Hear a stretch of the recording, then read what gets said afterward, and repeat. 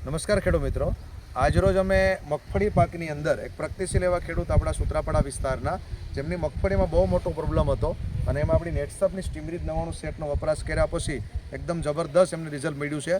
તો એમના મુખેથી જ સાંભળીશું. પહેલાં તમારો પરિચય આપશો.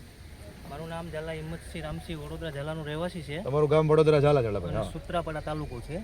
Okay okay. આ મગફળી આમાં અડદ હતા. ઓકે ઉનાળામાં ઉનાળુ પાકમાં અડદ હતા. બરોબર. અડદ લઈ અને સીધી મગફળીનું વાવેતર ઓરવણાનું વાવેતર છે. બરોબર.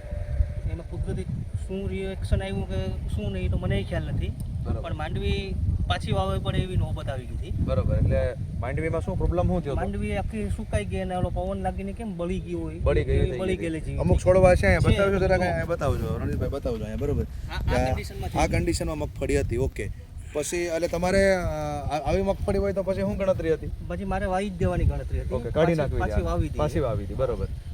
વળી પાછો વિચાર આવ્યો કે આ સ્ટીમરીજનો ને જે આ નેટસર કંપનીનું છે એનો આપણે ઉપયોગ કરીએ. હું કરું જ છું. બરોબર.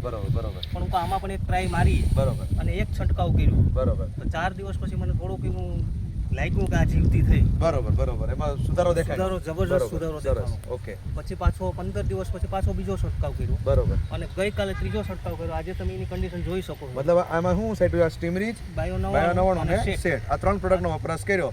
જે મગફળીની પરિસ્થિતિ કાઢી નાખવાની હતી, પાછી વાવવાની સ્થિતિ હતી, આજે તમે એ મગફળી નિહાળો, અહીંયા નજીકથી બતાવો. બરોબર. આ તમામ મગફળી તમે જોઈ શકો છો કે જે આજે બચી ગઈ છે અને આખી એટલી જબરદસ્ત મગફળી ખાલી 5% વિસ્તારમાં તમે જોઈ શકો છો. તો આ મગફળીનું રિઝલ્ટ મળ્યું છે ઝાલાભાઈ તમને, બરોબર ને? તો આપણે જોઈ શકીએ છીએ કે અત્યારે મગફળી છે, પીડાશ પણ ઓછી થઈ ગઈ છે. બરોબર. અને સાથે બાજુમાં જે ખેતર છે એમાં પણ વાપરી છે પ્રોડક્ટ. બરોબર. તો અહીંયાથી તમે જે બાજુની મગફળી છે તમે જોઈ શકો છો, જે એકદમ અત્યારે અહીંયા નજીકથી તમે જો તો એકદમ આમાં ગ્રીનરી પણ પરફેક્ટ આવી ગઈ છે અને મગફળી જબરદસ્ત થઈ ગઈ છે. બરોબર. આ નારેડીમાં પણ તમે ઉપયોગ કર્યો છે. તો આ કેટલી ટોટલ નારેડી છે? નારેડી છે ટોટલ 610 સ્થળ. 610 સ્થળ. અત્યારે તમે ખાલી નારેડીનું મિત્રો ગ્રીનરી જો, આ તમામ નારેડી અને પાયાથી જ આ ટ્રીટમેન્ટ કરી છે. ઓકે. આ બાજુના ખેડૂત છે અહીંયા. તમે આ લોકો અહીંથી રેગ્યુલર નીકળો છો તો આ મગફળીની શું સ્થિતિ હતી?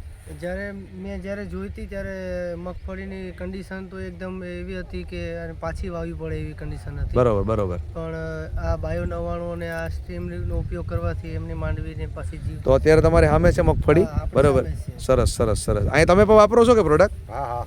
કેવું રિઝલ્ટ છે આ દવાનું? રિઝલ્ટમાં કંઈ ઘટે નહીં. ને કેટલા વર્ષથી વાપરો? આ 4-5 વર્ષ. બરોબર. તમે પણ વાપરો છો કે? તમારું શું નામ?